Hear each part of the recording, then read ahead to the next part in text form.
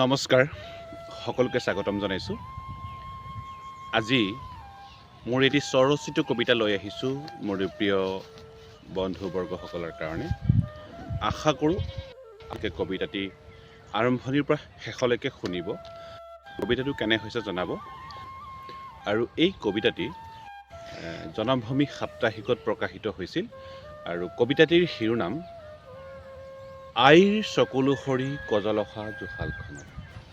আইৰ চকুলো সৰি কজলসা জোশালখনত এতিয়া নিতৌ জ্বলে ভোকৰ অগনি।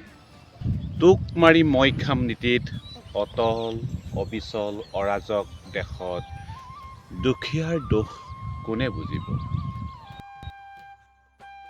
চৌদিশে মাথো বঙহৰ মঙহ খোৱা প্ৰতিযোগিতা।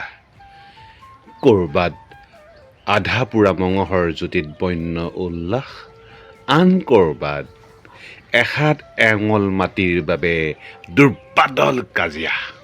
মানুহে মাটি নাখায়, মাটিয়েহে মানুহ খায় বুলি জানিও কিছুমান মানুহে বিতৰ্কৰ বৃত্তত সোমাই পৰে বাৰে বাৰে। আজিকালি ৰজা ঘৰিয়াৰ হুকুম মাথো সুশ্ৰাব্য প্ৰসাধন। তাহানি পিতাই থাকোঁতে সেউজীয়া সম্ভাৰেৰে ভৰপূৰ জুহালত আজি কাঁহী বাতি চৰু চৰিয়াৰো চলিছে মৌন অনশন। আইৰ চকুলো সৰি কজলসা জোশালখনত এতিয়া নিতৌ জ্বলে ভোকৰ অগনি। ধন্যবাদ।